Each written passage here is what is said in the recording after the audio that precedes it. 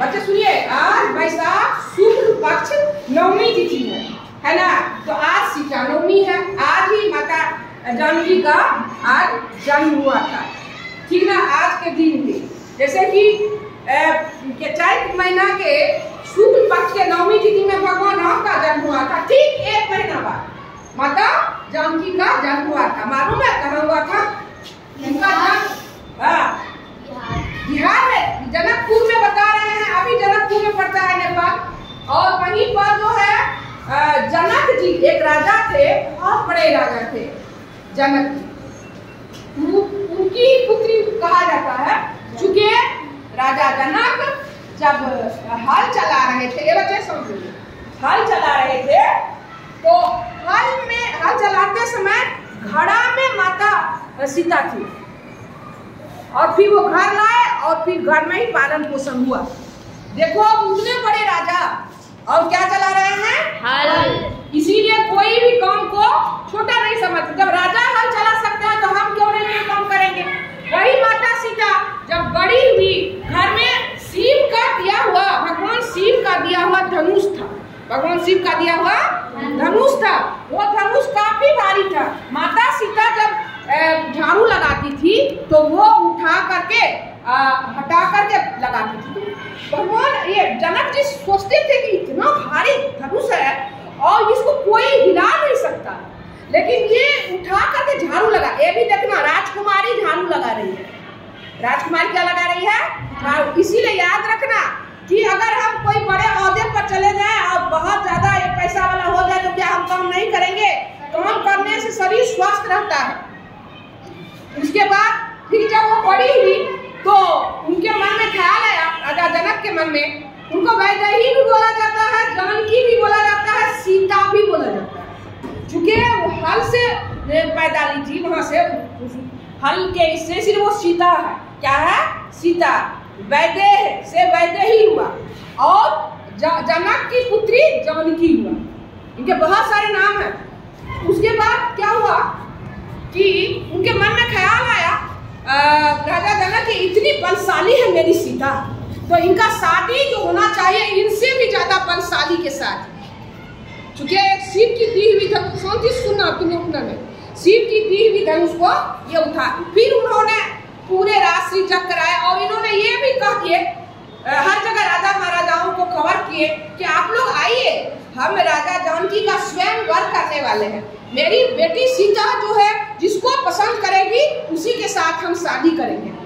बहुत सारे राजा महाराजा, और हाँ वहाँ पर एक शर्त है, भगवान शिव का दिया हुआ एक धनुष है, जो उस धनुष को तोड़ देगा उसके साथ ही सीता का हम शादी करवाएंगे। उसके बाद क्या हुआ, बहुत सारे राजा महाराजा आए, बहुत खूबसूरत थी, बहुत सुंदर, सुशील, सौम्य, बहुत अच्छी थी राजकुमारी सीता। लेकिन किसी ने उस जनक के क्या बोलते हैं स्वयंवर में रखी हुई वो जो धनुष थी, जो शिव की देवी थी, वो नहीं हिला सकी। क्या हुआ मालूम है? इसी क्रम में भगवान राम जो यही विश्वामित्र मुनि के आश्रम में पढ़ते थे, बिहार में ही, बक्सर में, और वो विश्वामित्र मुनि लेके चले गए कहाँ? जनकपुर। चूंकि वो भी राजा दशरथ के पुत्र थे, वो भी राजकुमार थे। वहां गए और बात हुई, और उसके बाद उन्होंने, भगवान राम ने क्या किया, उस धनुष को तोड़ दिया। हिलाया ही नहीं बल्कि तोड़ दिया। और माता सीता ने भगवान राम को बलिदान किया और उनके साथ उनकी शादी। फिर संक्षेप में बता रहे हैं कि ससुराल आई, ससुराल में एक आदर्श बहू के रूप में रहती थी, आदर्श पत्नी के रूप में रहती थी।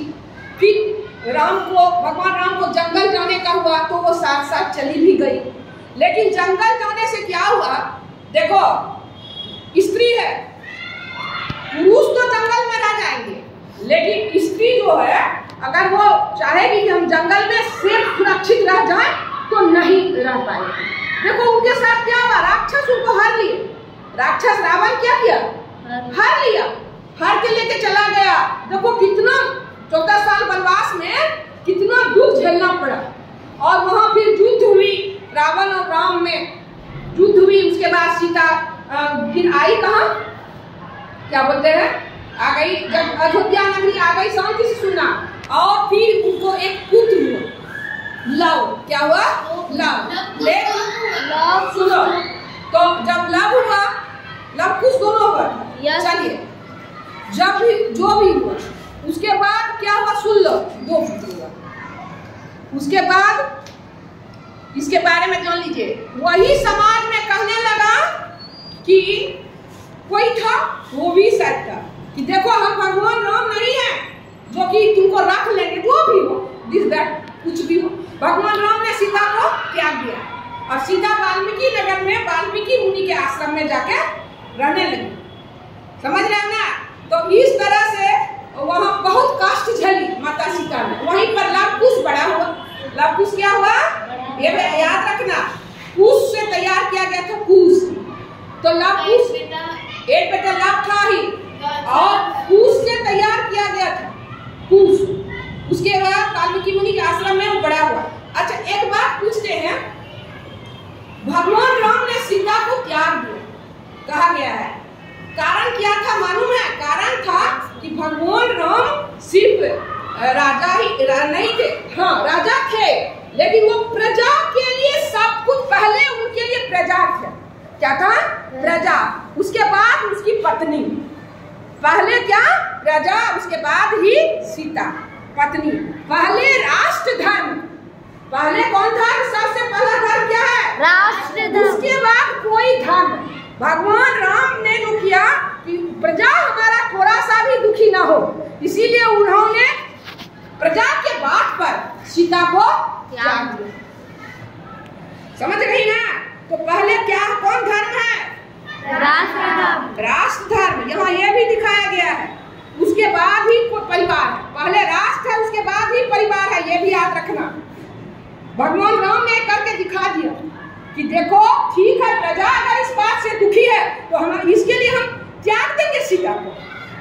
और सीता फिर चली गई अपना दुख, जो भी जिसका दुख रोकते हुए, या पति था उसे अलगाव उनको अंदर में अच्छा नहीं लगता था, लेकिन उन्होंने त्याग दिया और वो वाल्मीकि मुनि के आश्रम में भी रहने लगी। बिहार में ही है, समझ रहे? अंत में क्या हुआ? उनके साथ बहुत सारी परीक्षा हुई। अश्वमेध यज्ञ के लिए घोड़ा छोड़ा गया था, वो दोनों पुत्र लेकर के वहीं पर रहती थी, और उन्होंने ही पकड़ा, उनके बच्चों ने, लव कुश ने उस घोड़े को पकड़ा, और बहुत सारी चीज हुई। बहुत बड़ी लंबी कहानी हो जाएगी, भगवान राम के बारे में जानना चाहिए। और फिर बाद में सीता जी थी, धरती कहा गया, धरती से जन्म ली थी, भूमि से भूमि जाती, और फिर भूमि में ही वो चली गई। तो कैसी लगी ये जानकारी?